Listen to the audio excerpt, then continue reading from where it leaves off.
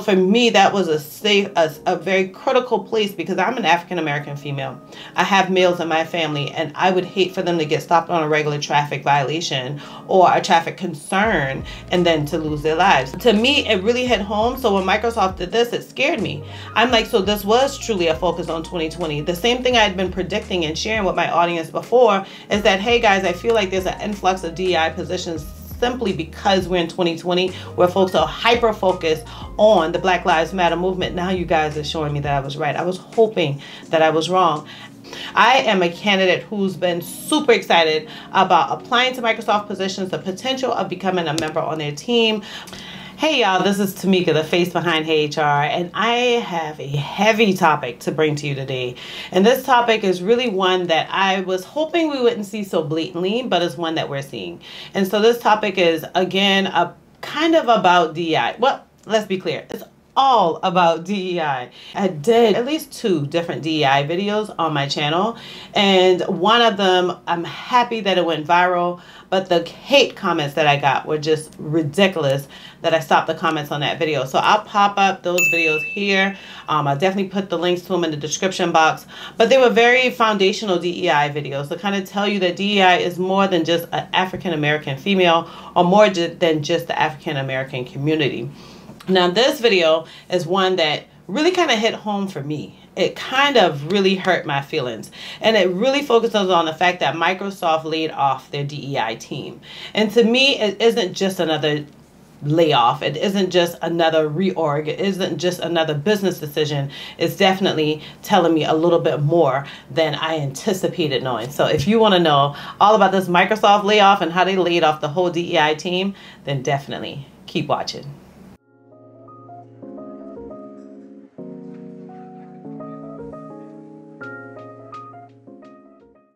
Now this information is referenced back to News Nation. That's where I got it. So I'm going to pop it up here on the screen so that you guys can see the actual article that I saw. It is everywhere. It's not just on News Nation, but I'm going to dive into what News Nation covered. And so News Nation discovered or shared with us that Microsoft says it remains committed to DEI, or diversity and inclusion. But Microsoft eliminated the team due to changing business needs, their lack of relevance in business operations. So not only just changing business needs, but also the lack of relevance in business operations. So changing the business needs, I completely understand. I'm a global HR business partner, so I totally get it. But when you tell me that it lacks relevance in your business operations, it terrifies me. I am a candidate who's been super excited about applying to Microsoft positions, the potential of becoming a member on their team, but these things really have me a bit alarmed. I'll tell you why it got me alarmed. Just stay till the end.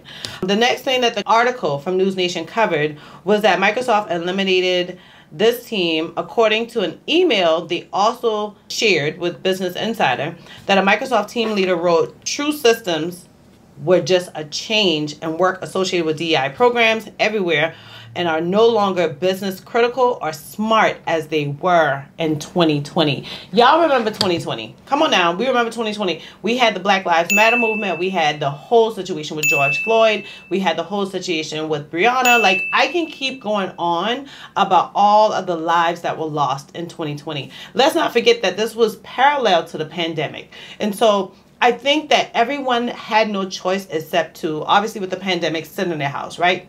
You had no choice but to dive into what's on your phone, what's on your laptop, what's on your MacBook, what's on your iPad as far as news, and definitely the TV. And in that moment, the same time we're talking about 2020, Black Lives Matter movement was not only originated, but was highly focused everywhere.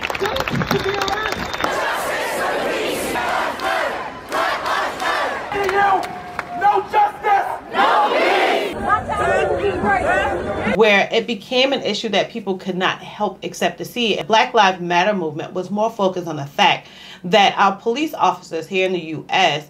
are targeting African American males, particularly. There were some females that lost their lives as well. So it was, are they targeting African American lives as a whole? Back then, I don't even remember which videos. I did videos particularly where I told you guys, and I told on different lives. I also told in different Facebook groups that are focused for HR professionals. And I also shared it in different videos, absolutely shared it with my mentees, where I said to them, hold off on being so focused on these DEI positions, because at the end of the day, DEI for me is a little bit scary that it's becoming a topic that's parallel to Black Lives Matter movement. More critical that is coming during a time when we're in the pandemic and folks are sitting home. I'm going to tell you a bit about my personal situation. I work for an organization that wanted me to focus on diverse candidates. This was in like 2019. 2020, when we came back into the office kind of sporadically, particularly our CEO asked me to focus on diverse candidates. Hey, this is an initiative we started in 2019. I can see that it's even more critical now. Tamika, tell me, what are your mindset on how we can re-engage our recruitment tactics to focus on diversity? I said to him, I said, I have two questions. Because this was one time that I kind of gently pushed back on leadership, right? Because we had events that were scheduled in 2019. They got canceled in 2020. It was scheduled in 2019 for 2020. They got canceled. He wanted me to re-engage these people. And I said to him, what do I do when a candidate asks me our position on Black Lives Matter? And he said, you'll tell them that we're being neutral. That was scary for me, guys. This conversation happened in our break room as I was heating up my lunch. I said, so what do we do when we tell them about our initiatives that we do, particularly for diverse candidates? And he said, we can figure that out later. That's a scary thing for me. I no longer work there. It wasn't long later that I got fired. I wasn't surprised that I got fired. He could see that I really was not feeling this topic. I expected, I would even appreciate if he had came up with something like kind of layman's terms, just come up with something real quick. But the disengagement, the wanting to be away from it scared me, because in my mind I thought, what do I say to these candidates who may be asking about how safe it is for their husbands, their children, their nephews, their family members, their friends, when we're asking them to go out and travel for, 16, 18 hours, 20 hours in a day. This could totally happen to anybody's family. We actually had two situations. One I remember vividly that happened here in Charleston, and it happened right around the time of us losing the Charleston 9 in the church. And there was another guy that lost his life. Luckily, there was video footage that someone took that got this police officer prosecuted. And the crazy thing is, initially, he was not going to be charged. Initially, he was not going to be reprimanded anyway. To my recollection, I didn't research this before I got on here to remember exact details, but it took 2 trials. I believe the first one was a hang jury. For me, that was a very critical place, because I'm an African-American female. I have males in my family, and I would hate for them to get stopped on a regular traffic violation or a traffic concern and then to lose their lives. To me, it really hit home. So when Microsoft did this, it scared me. I'm like, so this was truly a focus on 2020. The same thing I had been predicting and sharing with my audience before is that, hey guys, I feel like there's an influx of DEI positions simply because we're in 2020, where folks are hyper-focused on the Black Lives Matter movement. Now you guys are showing me that I was right. I was hoping that I was wrong. It was scary. Microsoft is a company that I've always respected as one that's highly known. It's definitely a household name.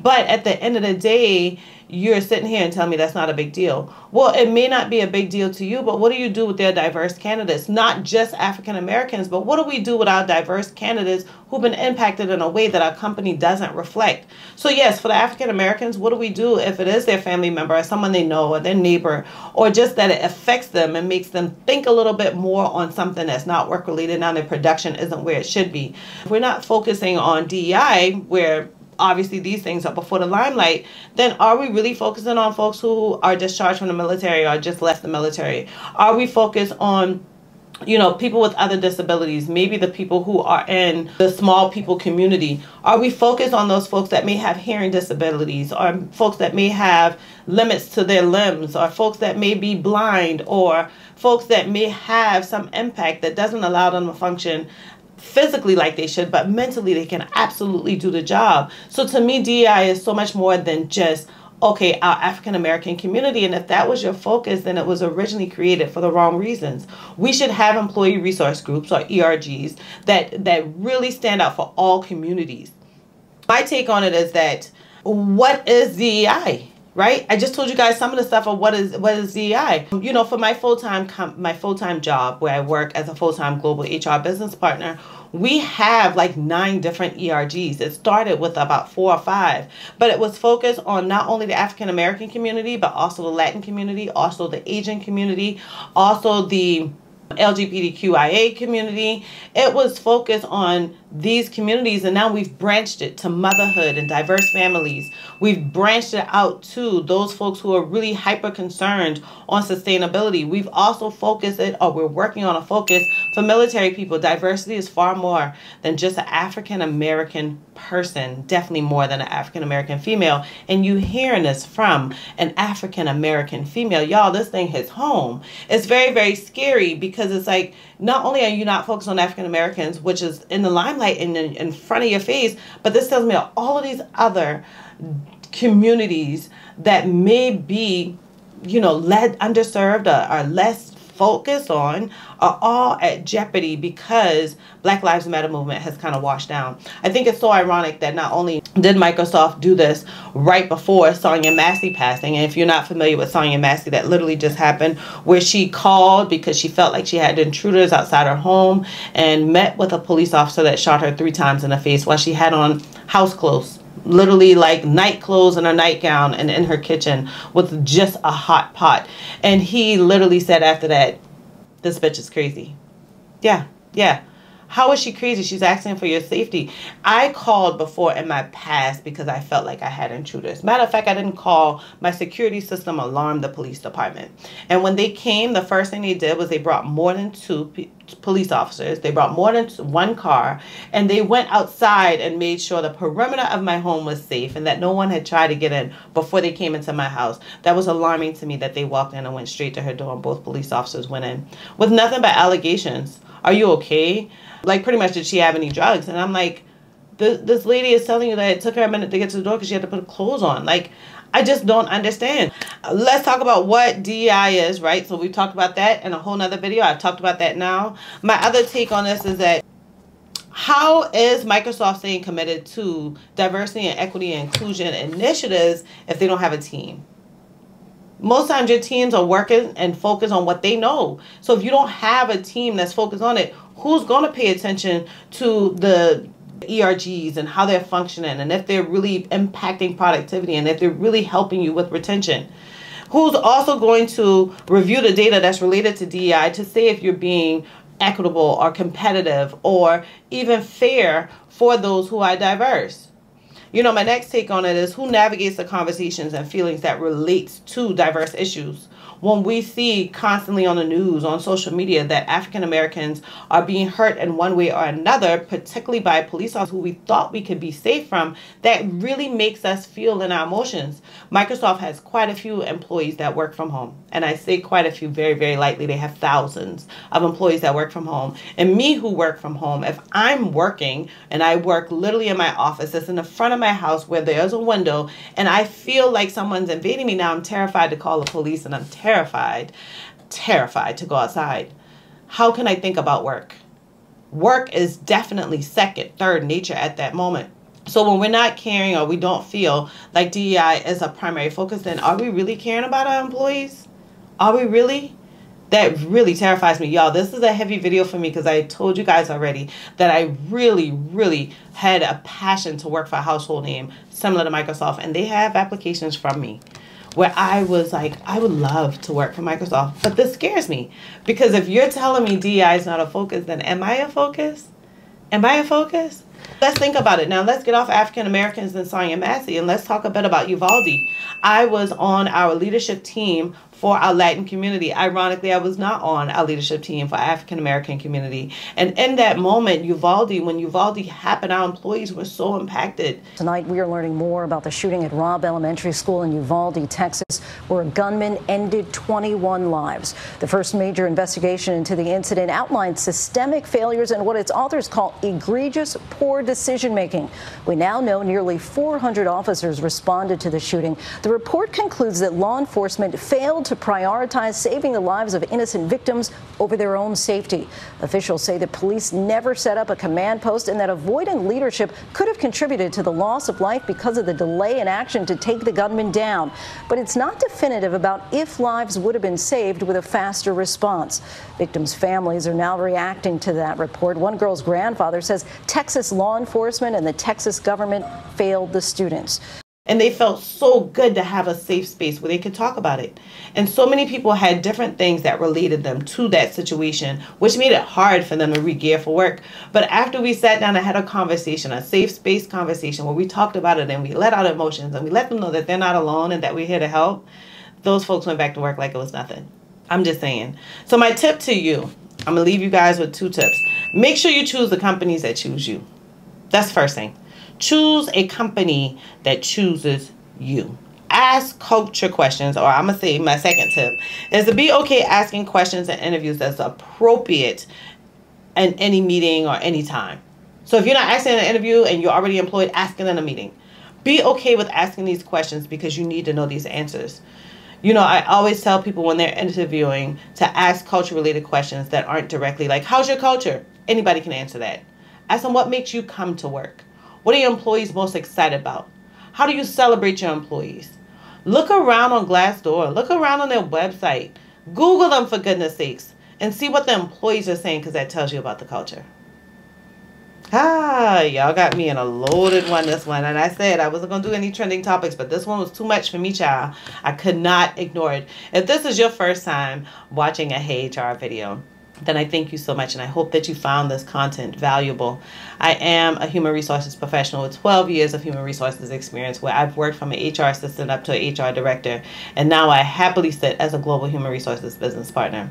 I have a ton of letters behind my name because I am not only SHRM SCP certified, but I also have master's degrees as well, MBA, Masters in Human Resources Leadership, Masters in Human Resources Management, and I come here to help you get understanding and get a clear view of human resources.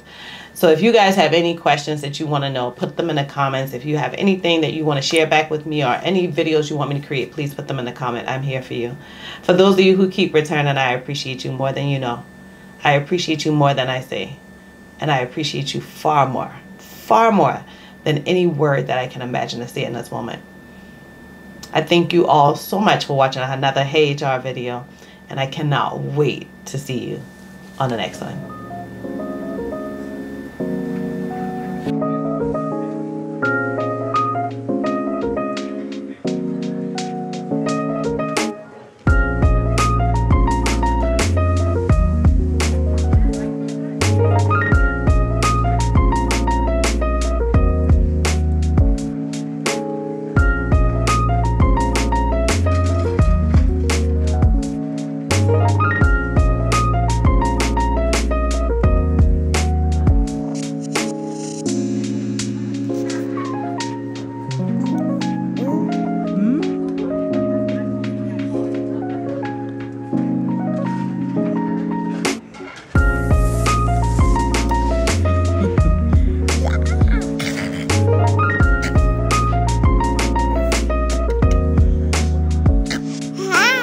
Ha ha ha!